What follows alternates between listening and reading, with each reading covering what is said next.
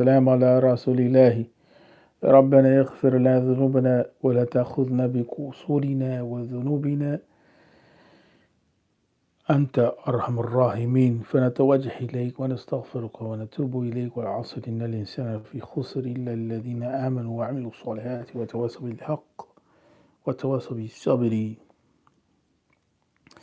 So today we have reached الباب الثاني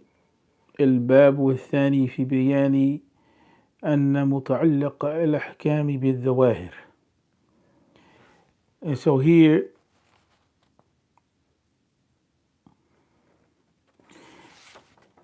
Sheikh Uthman bin Fodi rahmatullahi alayhi, he begins the second gateway to knowledge. It's titled here is chapter 2. And in my translation, the title reads, with regard to the elucidation of what relates to judging people at face value. The translation that was given is on the explanation that judgment is based on what is apparent, which is fine. It's two different ways of seeing it, and there's no big issue in that regard. I just wanted to take a minute to refer to a text. It's called تقريب البعيد. It's called تقريب البعيد إلى جوهرة التوحيد. And it's an explanation of جوهرة التوحيد by Sheikh Ali ibn Muhammad al-Tamimi al-Muakhir al-Safaqisi,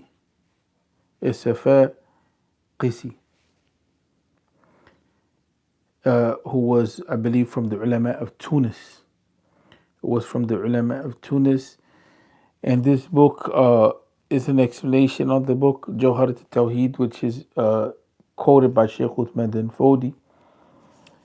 This is an explanation in which the Sheikh al-Habib ibn Tahir from the ulama of Zaytuna in Tunis,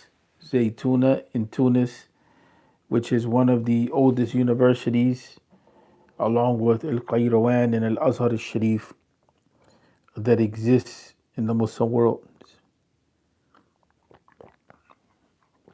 Al-Habib Tahir is one of the most notable researchers and scholars in Maliki fiqh in today's time.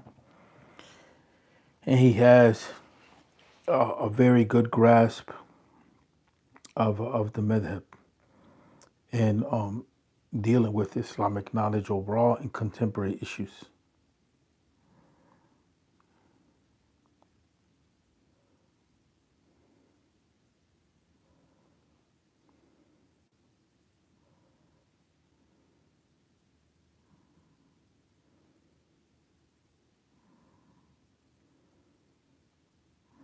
So he gets into a discussion of tasdeeq, which is something that we dealt with in brief in the last session. So one of the things that we wanted to say is that Shaykh Uthman bin Fodi rahmatullahi alayhi, he begins, remember, in the first session, if you recall, for those that have been following, he begins with a discussion on the idea of التبصر. And he quoted Sheikh Zarruq, Ahmed Zarruq, and he also quoted Imam Ibn Atta'illah. And so he quoted Sheikh Ahmed Zarruq in relation to the ayah of the Quran found in Surah Yusuf, قل هذه سبيلي أدعو إلى الله على بصيرة أنا ومن اتبعني. And this is the 108th ayah of Surah Yusuf, in which Yusuf alayhi salatu wasalam is commanded by Allah tabaraka wa ta'ala to say, "This is my way, I call to Allah with insight and understanding, I and those who follow me." And the word ittiba' is a very interesting word. We didn't take it up last time that we dealt with this issue, but the word ittiba' in the Quran here is like someone that's following the steps of another person. The ulama, they use the idea of ittiba' to follow another person with understanding, to follow another person in leadership, knowledge, leadership with understanding. And so the ayah itself is pointing to the idea of a tabassur ala basira, meaning that people are being called to have insight, to have insight into what it is that they believe and what it is that they practice. So Sheikh Fodi, Uthman Dan Fodi, rahmatullahi alayhi, he begins by quoting this ayat from the Quran, and then he follows that ayat of the Quran up with a clarificatory point that is brought by Sheikh Ahmed Zarruq, the famous scholar and the Maliki Madhab and reformer of Tasawwuf or Sufism. And so one of the complaints, and we mentioned this, that Sheikh Ahmed Zarruq gave in the book Uddat al-Murid al-Sadiq, the support for the truthful and sincere seeker of the path to Allah Tabaraka wa Ta'ala, is that one should be cognizant and rooted in understanding what it is that he or she is practicing. Is not sufficient and is not allowable in the real sense except by necessity to follow something without understanding. And so here we see the inclination of Sheikh Danfodi rahmatullahi alayh to elevate the literacy level of the Muslims. And he's not the first to do that. You see that Sheikh Ahmed Zarruq was engaging in that. And he was reforming Sufi circles according to the parameters that he operated in, because he saw illiteracy and he saw ignorance. But it's not necessarily a matter that can just be associated with Sufism. It's a condition that we find overall across different groups.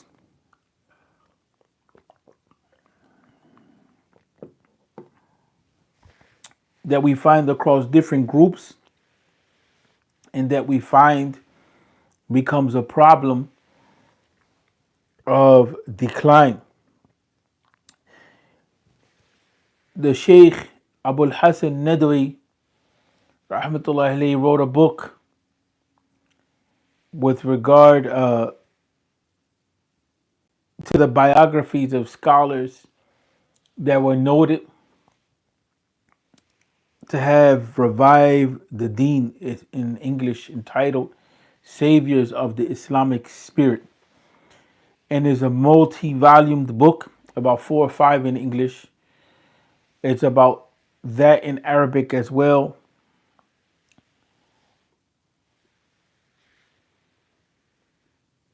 I'm trying to recall the name in the Arabic language. It's not coming to me. Marifatul Rijal Fikr Marifatul Rijal Marifatul Rijal al-Fikr wa Da'wah, or something to that regard.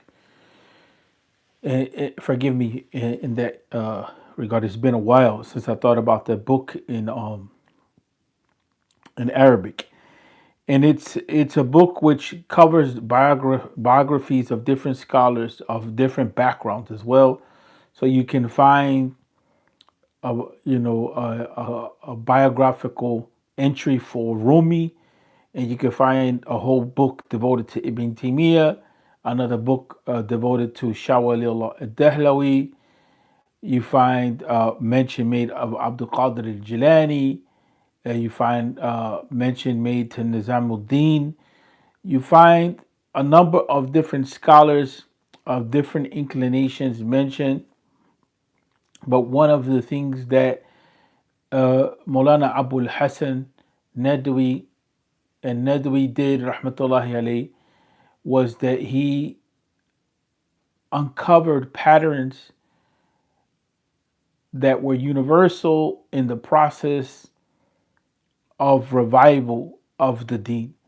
And of those principles that becomes clear is the necessity of the people being associated to the scholars and the scholars to the people, meaning that the ulama should walk with the people, meaning that the ulama should walk with the people. And then part of that reality as well is that when there is a link that is established between the people and the scholars that is based on literacy and knowledge, you find the raising of the level of people's understanding and practice of the deen. When the people become disconnected from scholars, and we can add what Sheikh Ahmed Zarruq mentioned and indirectly in his book Udat al Murid al Sadiq, that when the people are connected with scholars or mashayikh, but that tie to them is based on personality and is not based on literacy, what you begin to have is bid'ah emerge in the deen. What you begin to have is bid'ah emerge in the deen, and the truth also of that reality is seen when there's a gap between the people and scholarship. And so that relationship to the ulama has to be a relationship which is rooted in revelation and is rooted in understanding. It can't just be an emotional relationship, because then it turns into a cult of personality. And the people begin to practice without understanding. But that same reality is seen when people are distant from scholars. So, in any event, within that spirit of understanding and insight, you find that Sheikh Uthman bin Fodi is writing, and it's a tendency that Sheikh Uthman bin Fodi is pushing. It's a trend, so to speak, not in a negative sense, but tendency means an inclination, and that inclination is seen among scholars of reform and revival, reform of people's ideas and character and practice, and hearts, and revival of the principles of the Deen. And the principles of the Deen are revived when the people have an understanding of what is foundational in Quran and Sunnah according to their level, according to their level. And so we see that Sheikh Uthman bin Fodi is not the only one that is pushing in this tendency of revival and reform and being familiar with what is necessary to know of the knowledge of the deen, and having an attachment to the Quran and the Sunnah, and having an respect and a regard and an insight and understanding as well of the writings of the scholars of the deen, the imams of the deen.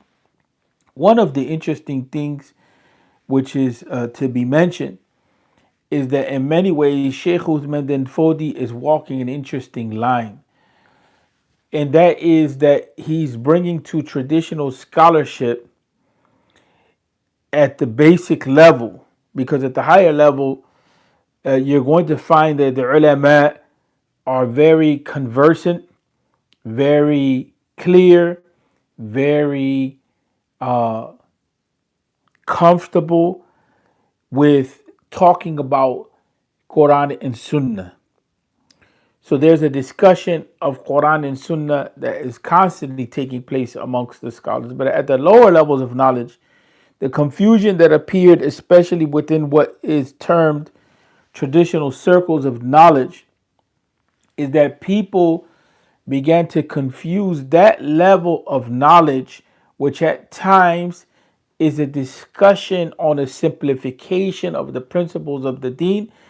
They began to confuse their approaches, the scholars' approaches, that were writing at the basic level of text that became popular, because not all scholars write the same way, but we're talking about those scholars which were popularized, their writings that were popularized, that were written at the level of introductory or basic level or a little above that. Sometimes you find that there was not mentioned, sometimes in the popular sphere, what became popular in traditional circles, texts that the scholars were debating back and forth about what was said, uh, about they were clarifying what a scholar had written, and sometimes there's not a lot of discussion that's very clear on Quran and Sunnah directly. There's more what is being dealt with is derivative points, points that are extracted from Quran and Sunnah. And so people confuse that with claiming that the scholars were not following Quran and Sunnah. And then you have the problem that Sheikh Ahmed Zarruq mentioned, people speaking with ignorance, people speaking with ignorance.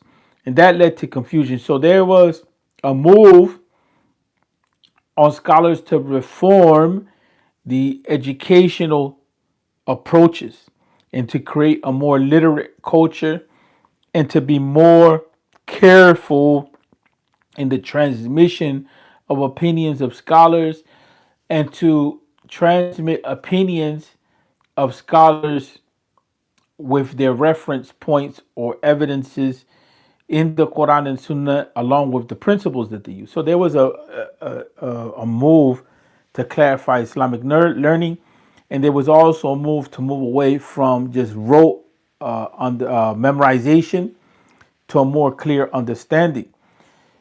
You find later on,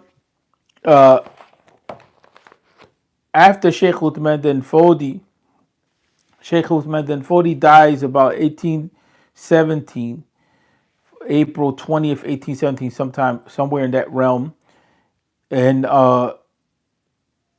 that needs to be verified with more. I haven't verified that 100%. I just quoted it.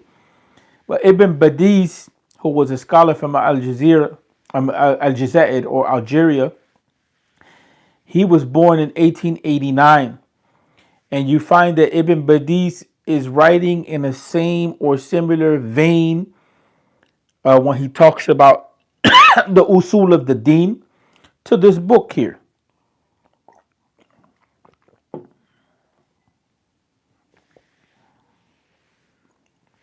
So there was this need to clarify for people what's foundational in Islamic practice.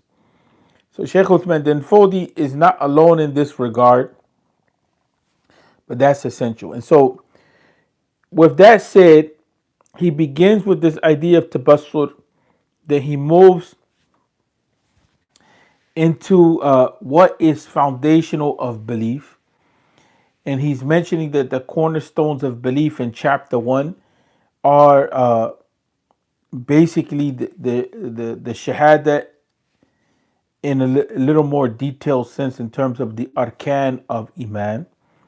And he says what's needed in this regard is tasdeeq of what we find to be the arkan of iman. And he quotes the Quran, and he pushes the hadith Jibril as being that which is foundational. And then today he moves to another point, and I want to kind of interlock between both sections, meaning that I want to tie both sections together. And today what he talks about is judging by what is apparent, right? Judging by what is apparent. And then he clarifies what is related to external rulings. That's a more literal translation.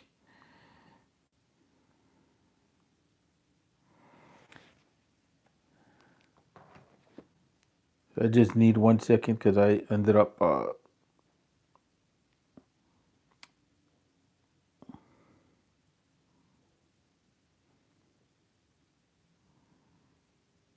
Okay. So one of the things that's brought up, he starts off with the ayah of the Quran, in which Allah Tabaraka wa Ta'ala says, قال الله تعالى ولا تقولوا لمن ألقى إليكم السلام لست مؤمنة. And this is a very, very interesting point that Sheikh Uthman bin Fodi introduces here. And he follows this up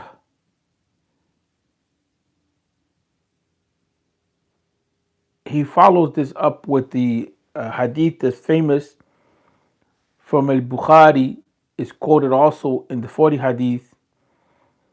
That's why I say that it became famous or well-known, mashhur, amongst the people. It's in a hadith that's mutadawwal bayna nas, is popular among people. And it's a sound hadith, of course, in this regard. It's related in Bukhari, who said, قال عن ابن عمر رضي الله عنهما أمرت أن أقاتل الناس حتى يشهدوا أن لا إله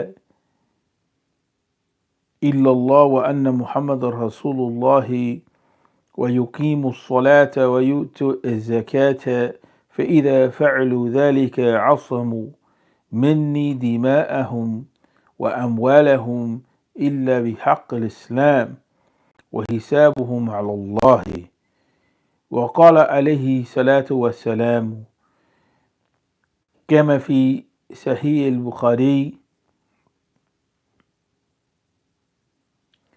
أيضا عن أنس من صلى صلاتنا واستقبل قبلتنا وأكل ذبيحتنا فذلك المسلم الذي له ذمة الله وذمة رسوله فلا تغفر الله في ذمته. وقال الإمام الجليل المحدث والمفسر ابن العربي المالكي في أحكام القرآن أما شهادة اللسان بالكلام هو ركن الظاهر وعليه تبنى الأحكام وتترتب الأضرار والاقتصام. انتهى الكلام. Then he followed that up with saying قلت انعقد إجماع العلماء السنة رضي الله عنهم أجمعين على أن من أقر الشهادتين جرت عليه الأحكام والإسلامية. وقال عبد السلام بن إبراهيم اللقاني في شرح جوهرة التوحيد فمن أقر جرت عليه الأحكام والإسلامية في الدين ولم يحكم عليه بكفر إلا إذا اقترن عليه بتقيد يدل على كفره كالسجود للصنم مثلا. انتهى الكلام. So today we'll focus a little on what was said. We may have to come back. There's a last section that I left off. But here, there's a few things. One, the idea of tasdeeq We mentioned this in the last session that we dealt with, and the idea of tasdeeq is an important concept, especially for the Ashari school, majority of the scholars of ilm al-kalam. And here there's an overlap with Salafi Aqidah with regard to the meaning of tasdeeq in the Arabic language. The difference comes in how tasdeeq is conceptualized. And it means to affirm as true, to believe in the basic at the basic level. There's some qualifications that are made, and this is one of the reasons why I wanted to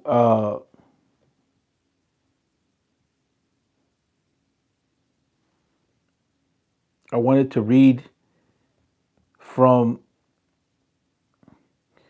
تقريب البعيد إلى جوهرة التوحيد by Sheikh Ali bin Muhammad al-Tamimi al-Muakhir al-Safaqisi. It's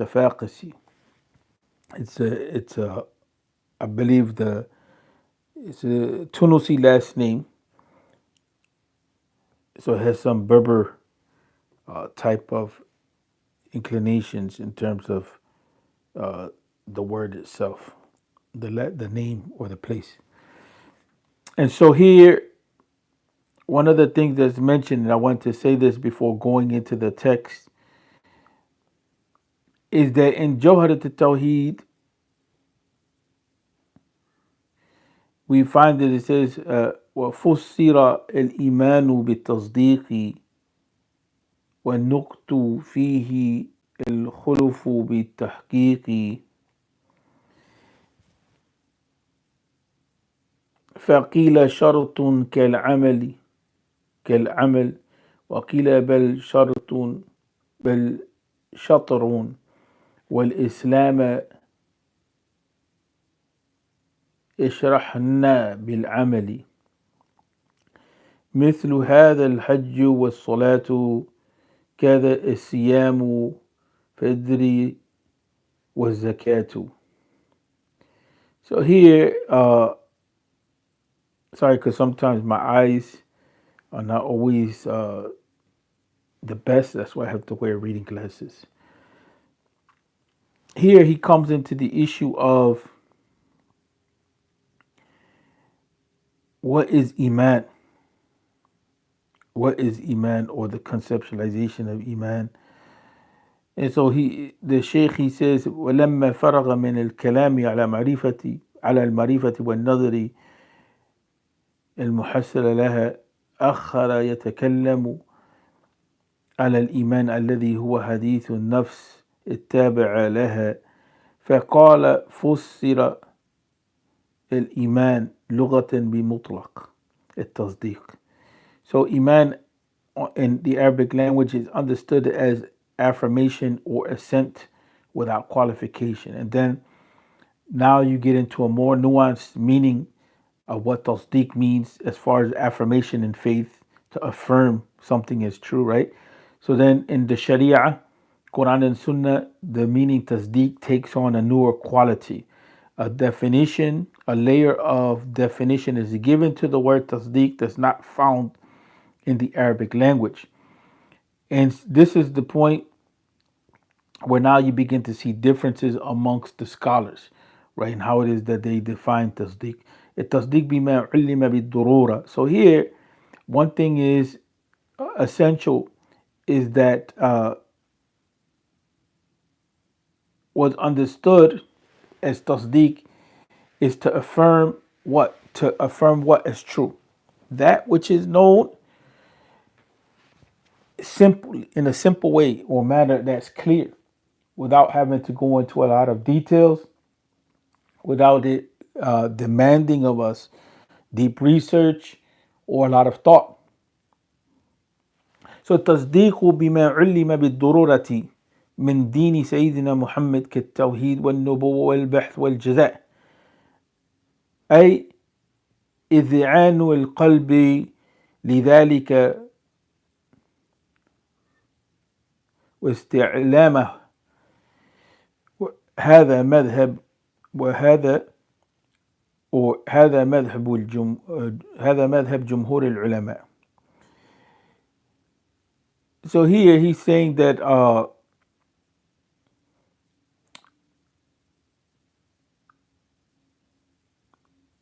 he's saying that in the definition of tasdeeq that's given outside of the what is found for it in the dictionary type of meaning for it in the Arabic language, is that it's to affirm that which is clear and foundational in the deen and doesn't necessitate details. We pointed to that already, such as tawheed, prophethood, resurrection, and accountability for one's actions. That is just that, meaning reward and punishment. That is the core of what needs to be believed in Iman, right? And then there's other details. Sheikh Uthman Den Fodi mentioned the usul or the cornerstones of Iman, and he quoted the hadith of Jibreel with regard to the definition of Iman. And here the Sheikh Ali bin Muhammad al-Tamimi, rahmatullahi alayhi, is mentioning that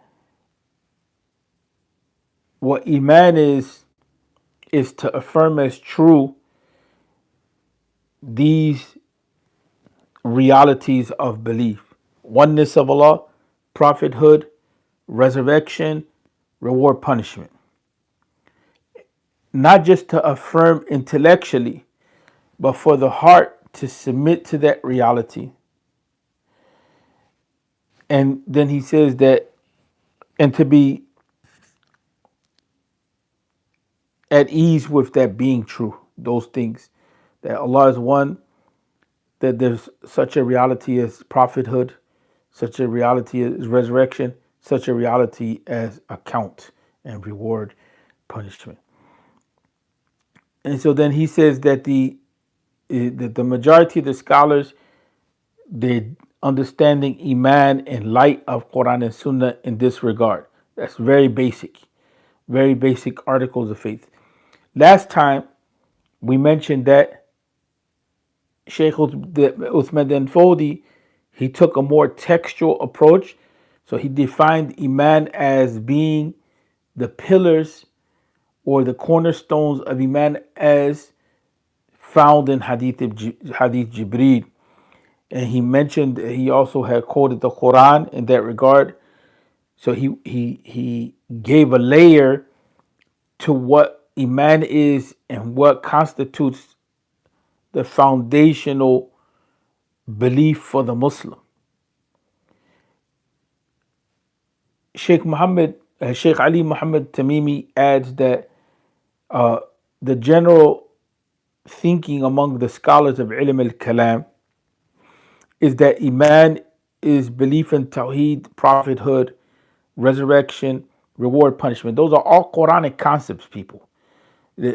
So I don't want people to get into this idea of thinking that the scholars are just generating stuff. In this case, the scholars of Ilm al-Kalam. To be fair, even if we don't agree with the approach of the scholars of Ilm al-Kalam, we need to understand the methodology.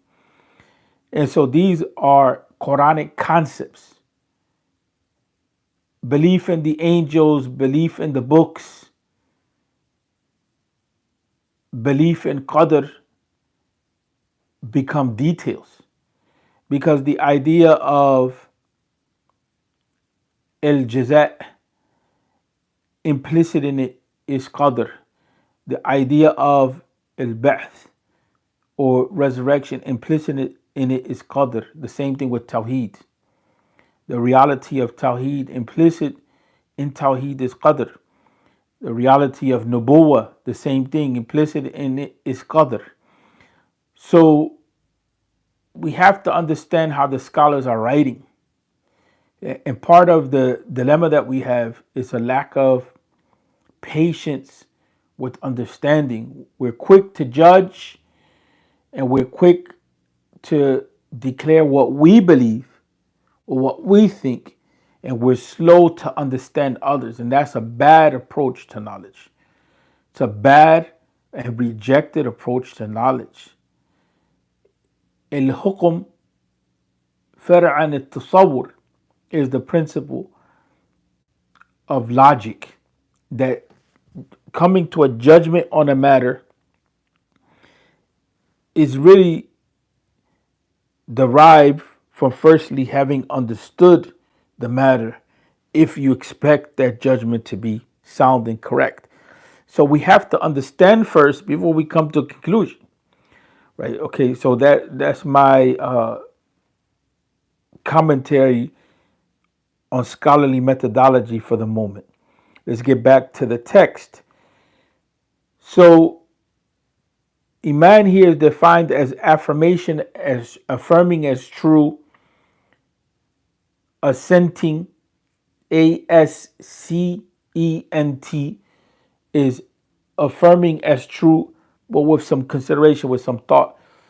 Tawheed, prophethood, resurrection, reward, punishment. We mentioned those are concepts that are found in the Quran. So when you do a survey of the Quran, you can kind of say that the Quran, when it comes to the issue of Iman, is pointing to these foundational beliefs. Other things become details. So then he adds, that's one position. That's the position of majority of the ulama. And here, I think that it needed to be said, majority of the scholars of ilm al-kalam. Remember that this is not, we're not reading from Shaykh Uthman bin Fodi. We're quoting from Taqrib al-Ba'id, which is an explanation of Jawharat al-Tawheed, which is a book that Shaykh Uthman bin Fodi was quoting. And there's a reason why we're doing this. The last chapter was rooted in Tasdeeq, and we're adding on to it what was spoken of last. The way that Shaykh Uthman bin Fodi handled the question, he was able to integrate different tendencies of thought and give a clear point for students that are on their way to knowledge, but even for just creating literacy, and also for teachers that are teaching the deen. How should we teach the deen? Shaykh Uthman bin Fodi, he's clarifying the way. That's his approach. His approach is to clarify matters so that people know what's sufficient to know and what should be taught in order to create a foundation. And so that that knowledge that he's transmitting is not only foundational for one to keep moving in the ladder of knowledge, but is also foundational from the angle of what do we need to communicate so that we begin to generate a culture of literacy. Okay. So to me, the way that he handled the issue, he handled it with a lot of clarity for the people, because also the approach that he takes is he closes the gap between the tendency to be more textualist, to like for instance, what was mentioned here, that Iman is affirming as true Tawheed, prophethood, resurrection, and reward and punishment. This is not necessarily a very literal understanding of what Iman is as found in a specific ayah of the Quran or Hadith.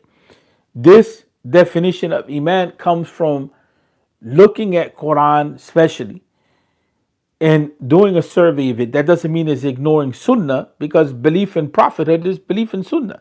But it's looking at the Quranic knowledge as foundational and is seeing what are the key ideas.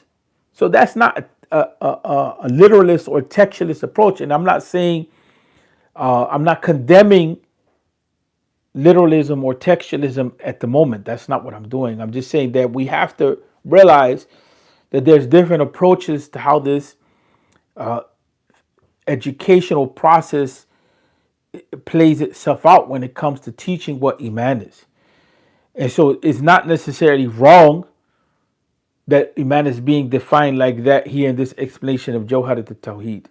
But Sheikh Uthman bin Fodi, he closes the gap in saying that, look here, you can find what Iman is defined in the Quran and in the Hadith here, and we know what the scholars say as well, and we're going to work through what the scholars say. That's what he did in the last session, right? And so here also, Sheikh Ali Muhammad al-Tamimi, rahmatullahi alayhi, he's adding, he says, وعند جمهور المحدثين والمعتزلة والخوارج مجموع مجموع ثلاثة أمور.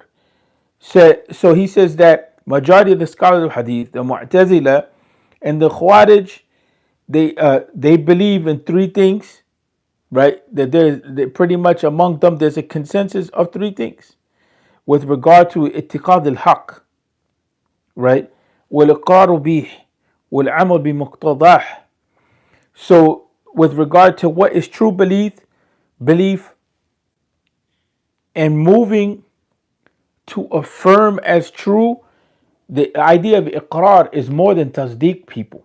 That's why when you read Sharh Aqidah Wasatiyya, التنبيه السني على عقيدة وسطية, you see that was what the definition of iman is brought out as tasdeeq, affirmation.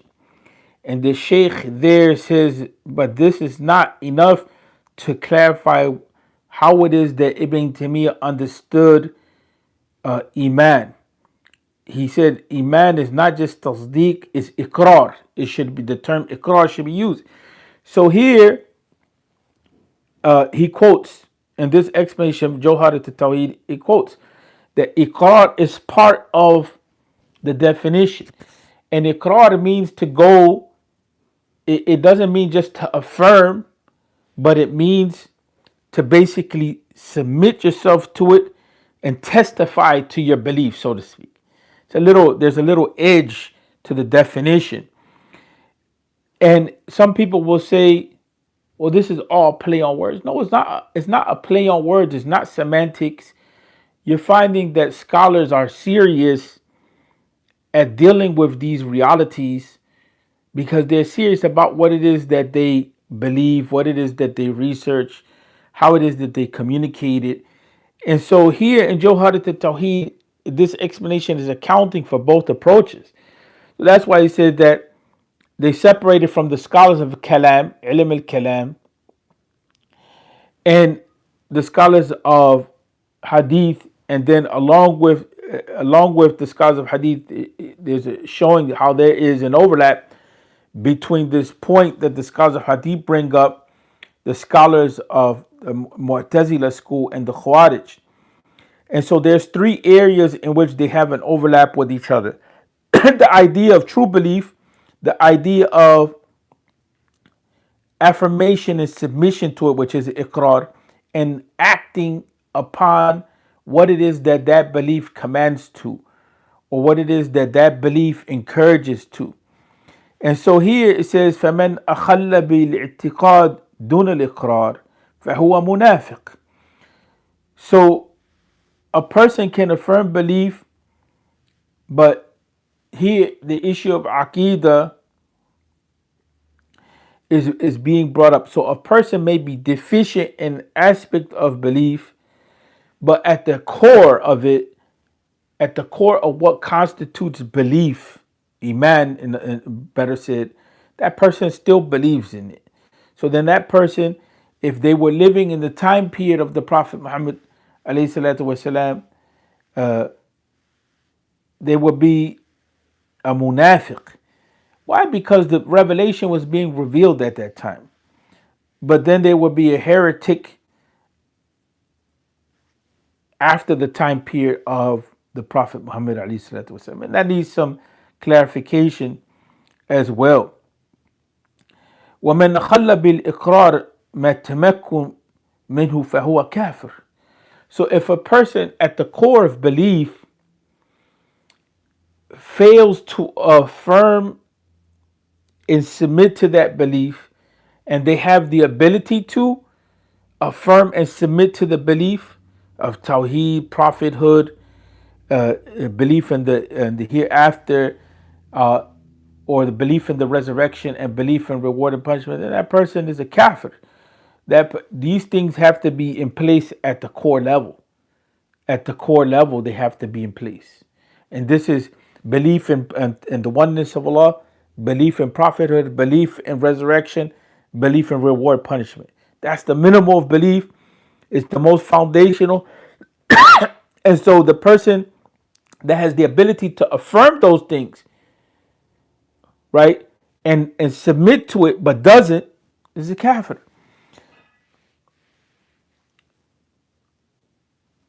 And then if the person vocalizes that,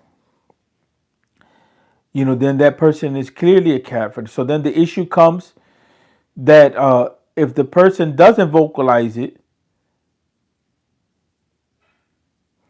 the person is a munafiq, but a person is a hypocrite.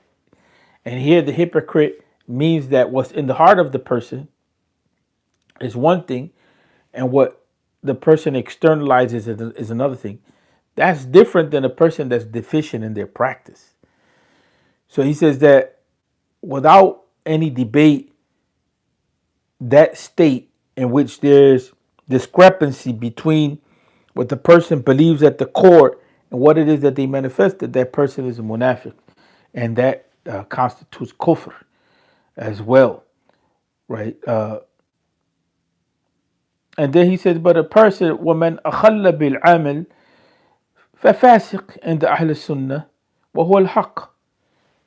So that he says that the person that's deficient in action, acting upon a certain aspect of belief and practice, they're considered to be a sinner, according to the people of the Sunnah. And then he says, now, according to the Khawarij, right, that person is a kafir. And according to the Mu'tazila, that person is in a suspended state. Judgment is suspended on that person, so to speak, right? So, but that person is not a kafir. In that sense, judgment is given that he's not a kafir. But that person is in a state between kufr and iman. That's what they say for a person that is deficient in acting upon belief. So here in Jawharat al-Tawheed, in the explanation, it shows the overlap between the scholars of hadith and the scholars of ilm al-kalam. This needs to be highlighted more, because those who keep bringing up the problem of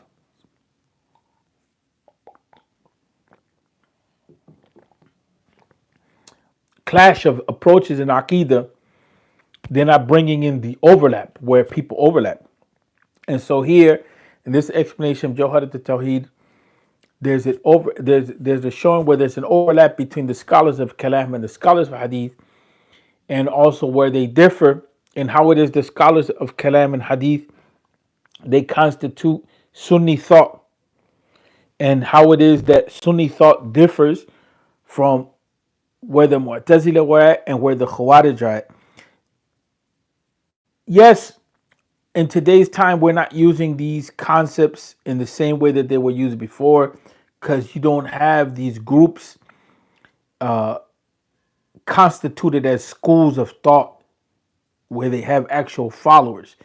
You have people that may have tendencies from these schools, but it's not like these schools of thought exist in the same way with followers and books are being taught and so on and so forth. You may argue that the Shia have a Mu'tazili tendency.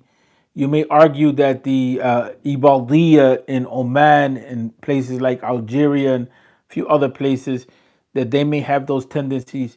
But usually you're not finding that they're counted as such. Although technically you can argue that the Mu'tazila still exists to some extent. You had some people claim that, like at one point in time, Dr. Khalid Abul Fadl, he was claiming that he was Mu'tazili. I don't know if he claims that anymore, But in reality, that's the position of an individual. That's the position of the individual. So at least here in the U.S., you don't find a full-blown school of thought claiming to be Mu'tazila, or you don't find schools of thought that can be Khawarij. You find people with tendencies. You find people with tendencies, and that's a different discussion.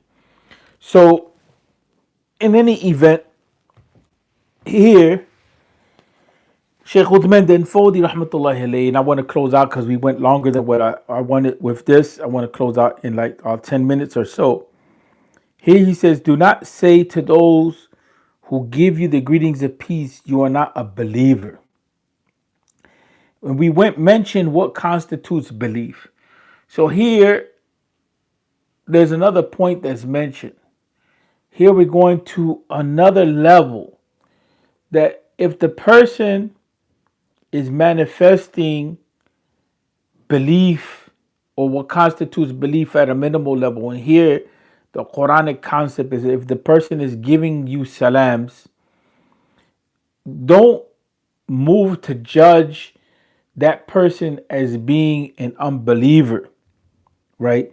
And then that's a minimal point or manifestation of belief in that regard.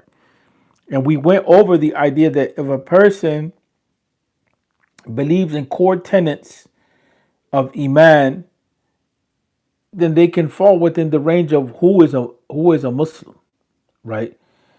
They may be deficient in certain actions, but that doesn't automatically mean that they're a munafiq, and it doesn't automatically mean that they're a kafir. It doesn't automatically mean that they are a hypocrite, in the sense that they're hiding their disbelief and showing belief, or it doesn't mean that they're an actual disbeliever. The term munafiq is a problematic term for us in many ways, because many times we use the term munafiq or hypocrite, and we give it only one meaning. And we give it the meaning of kind of like a person that is a sinner. And that's a nifaq al-amali. So we don't give the nuance point saying this person is hypocritical. We give them the sense, the judgment of that person is a hypocrite, and the idea of munafiq without qualification, or hypocrite without qualifying, is basically almost like attributing to the person being a kafir. Whereas when you're basically saying the person is hypocritical and nifaq al-amali, you're saying the person is contradicting their belief and their action is contradicting, but you're not judging the core beliefs that they have, because there's not enough evidence to show you that what they're manifesting is clearly a sign that they do not believe. I hope that that's clear. So here, the first thing is to judge a state. Do not say to those who give you greetings of peace, you are not a believer. And the principle there is, keep the person at their face value practice. And their face value practice here is indicating to belief. And then it's supported by the hadith of Bukhari, that the Prophet ﷺ says, I have been commanded to fight the people until they bear witness that there's no God except Allah, Muhammad is the messenger. They establish the prayer, they give the zakat. If they do this, then their blood and their property is protected from me, except by the rights of Islam, for their final reckoning is with Allah. So the idea here is that the person has the rights of a Muslim, unless there's evidence, right, to prove to the contrary. To prove to the contrary, in this case, means that a person's life and dignity and standing is sacred, and a person shouldn't be treated as a non-Muslim without reason. And then the detailed point here comes in that no one has the right to take life unless there's a reason for that. And the concept of the government would be given the right to trial a person to court if they killed somebody or they did a crime that would justify being judged to the level that their life will be taken. This is not chaotic here. There's a system in place. So the Prophet ﷺ is talking about dealing with people as Muslims and holding their lives to be sacred. And then the detailed point is like, well, their property is to be respected and their lives are to be protected as long as they didn't engage in a criminal behavior that would justify the taking of their life or their property.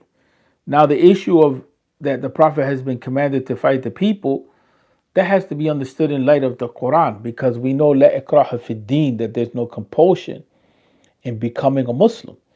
And so this hadith was mentioned with regard to the the Quraysh that were fighting the Muslims in the time period of the Prophet Muhammad alayhi salatu wasalam. It's not a command for the Muslims to fight non-Muslims until they become Muslim, because that doesn't constitute a valid shahada or valid entry into the deen. You can't force someone to become Muslim. The idea of Iman is that the person affirms as true the core tenets of belief with the heart and submits to it. A person being forced to become Muslim is not doing that. And so from here, then we go on, and it says that he quotes another hadith, and then the hadith of Anas is also in Bukhari.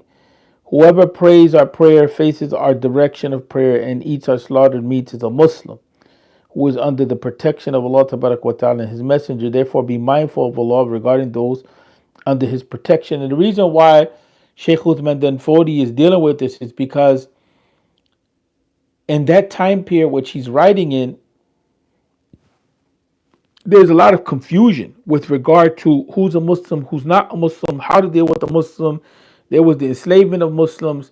There was this Sanusiya movement that they were making takfir of Muslims. There was confusion. There was Muslims that were mixing their practice with disbelief, practices of disbelief. There was confusion. And if you notice, Sheikh Uthman Dan Fodi is starting off each section quoting Quran and Sunnah. He's very clear, and the ayat and the ahadith that he's using are very tightly interlinked and selective to prove his point. Now he goes to the scholar, the Qadi ibn Arabi, who's a great Maliki scholar, not the Sheikh al-Akbar or the Sufi ibn Arabi, but Qadi ibn al-Arabi, who quotes in his book Al-Ahkam, which is a book that deals with the understanding of the Quran in light of rulings. He says, as for the shahada of the tongue verified with speech, in other words, that a person says La ilaha illallah, is the outward pillar upon which all legal judgments are based, and is the outward judgment which requires, let me see, because the English is not flowing 100%. أما شهادة اللسان بالكلام هو ركن الظاهر. So the cornerstone of judging a person as a Muslim apparently is the shahada. وعليه تبنى الأحكام, and that shahada we build on it. In other words, we treat the person as a Muslim with regard to inheritance, with regard to letting them pray, with regard to fasting with the person, with regard to giving them zakat, and so on and so forth. We deal with them based on that shahada, right? That's simply put. وَتَتَرَتَّبُ الْعَذَارِ, and so based on that shahada, we give the person excuses. And so again, if the person is deficient in their actions, we don't consider them to be a kafir. We're giving them excuses because we know that that person has declared to be a Muslim. Wal-ittisam. And that person falls under protection. In other words, that person has, if we owe, that person is owed rights, and we have responsibility to that person. And so then Sheikh, then Fodio, he says, قلت قد انعقد إجماع علماء السنة رضي الله عنهم على أن من أقر الشهادتين جرت عليه الأحكام الإسلامية. And so Sheikh Uthman then Fodio moves on to say, Rahmatullahi alayhi, that it is a matter of consensus, or consensus has been established by the scholars of the Sunnah, may Allah be pleased with them, that the person that pronounces the Shahadatain or declares the testimony of faith has affirmed, Faman Aqarra. So the person who has affirmed and submitted to the testimony of faith, that person, we consider them to be Muslim, simply put. The way that the translation flowed, it doesn't flow 100%. So then he quotes from Jawharat al-Tawheed, and Abdul Salam, Sheikh Abdul Salam Ibn Ibrahim al-Laqani, he said in his commentary on Jawharat al-Tawheed, whoever declares the Shahada, whoever declares the Shahada, فمن أقرت جرت عليه أحكام الإسلامية في الدين ولم يحكم عليه بالكفر. Whoever declared the Shahada, we deal with them as a Muslim, and we don't rule that that person is a non-Muslim, except if there is a issue that can be substantiated to corroborate or to determine that person's disbelief. And one of the examples he gave is like prostrating to idols. So here, Sheikh Uthman al-Fodi is dealing with the same problem of al-udhr bil-jahl and يعني ضوابط التكفير. So who do we give it an excuse to, and what constitutes an excuse? This is a subject by itself, al-udhr bil-jahl. And when can we make takfir? When can we declare a person to be a non-Muslim? Right, and then he quotes, he says the division of the Muslims are three: those who are Muslim, right, because they were born into Islam, or by nature, يعني Muslim من حيث الطبيعة, people naturally Muslim, like the children of Muslims, children born into Islam. That's it. But before what? They reach the age of puberty. So here, everyone is declared, in other words, to be a Muslim in that sense. But here he's focusing on the children of the Muslims. More specifically, that's according to the text. And then those who are Muslim with regard to the external appearance making them Muslim, and we're not just talking about clothes. It's just externally we judge them as Muslims. So they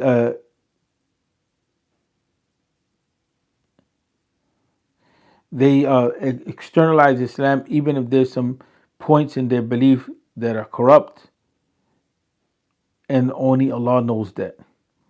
And then those who are Muslim with regard to their external manifesting of Islam and their internal commitment to it, meaning within their hearts and their spirituality.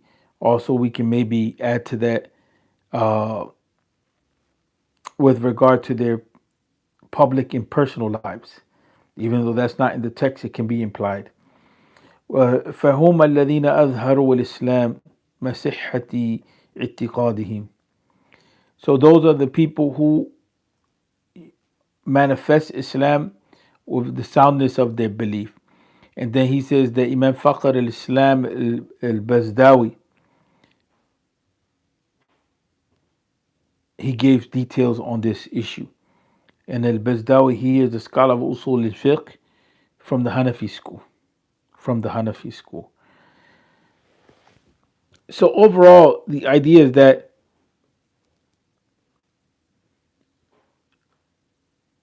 we look at people by their manifestation of Islam, we give them an excuse as much as possible, and we don't rush to make takfir of a person or declare a person to be a disbeliever or cast them outside of the deen. In Surah Al-Fatir, the classification of the Muslims are the person that oppresses themselves as zalim bi nafsi, al-muqtasid, the person that is normally called as a Muslim moderate in their practice, and then sabiq bil khairat, the person that exceeds in their practice of the basics. So they go beyond the basics and they're looking to see how they can be a person that is bettering his or her practice by going beyond the minimal. So they seek to compete in that which is good at the highest levels of seeking goodness. So here is a little different, is how do we judge people at the basic level? And I don't think that it's too complicated what's being said there. But the idea is that we should be careful of making takfir. Same thing is mentioned in Aqidah Tahawiyya, but Imam Tahawi focuses on that we don't make takfir of those who pray in our prayer direction. This is a little more detailed. But there's no doubt that the problem of takfir, it has calmed down somewhat amongst the Muslims in today's time, but it still exists. And see, one of the problems that we confront is that in order for us to talk about reform, we have to have some framework that we're operating from and how we're dealing with people. Because if we are judging people to be on the minhaj, off the minhaj, or we're judging a person to be from the sunnah and not from the sunnah, and we're not giving people the benefit of the doubt or understanding that people have deficiencies, people are struggling, and also that there's a necessity of clarifying, elucidating, making clear for people what is foundational practice of the deen. If we're not doing that, then we're in a jam. We're not going to be able to raise the literacy level of the people. We're always going to clash. So we have to have a way of classifying people that allows us to do work, not allows us, not forces us to go into a clash with them. Allows us to do work, meaning that we should know what our priorities are. So if people are deficient in praying salah, if they're deficient in practicing XYZ practices or believing this or that, then these are things that we can focus on with regard to education and raising the level of literacy rather than clashing with the Muslims. You know, we have to deal with the people where they're at. And I think that's exactly where Sheikh Uthman al-Fodi is getting to because of the lifestyle that he lived and because of the approach that his Jamaat took earlier on. There's more to be said on that. I don't want to go into a lot of details. Maybe some people have some qualms with some of these things based on history, but I think at the basic level we can see in the example of the Prophet Muhammad والسلام, and the revelation of the Quran that things move with graduality, and that the Prophet والسلام, dealt with the people where they were at. He didn't openly, get into conflicts with people because they were not practicing. He educated people. Right, he educated people, and it was actually in that process of education that Quraysh began to become conflictual with him. But the Prophet ﷺ had patience with the people, and there's more to be said on that, but we end on that note. Assalamu alaikum wa rahmatullahi wa barakatuh wa nastaghfirullah wa natubu ilayhi wa asr innal insana fi khusr إلا الذين آمنوا وعملوا الصالحات وتواصوا بالحق وتواصوا بالصبر أشهد أن لا إله إلا أنت واستغفرك يا رب وأتوب إليك.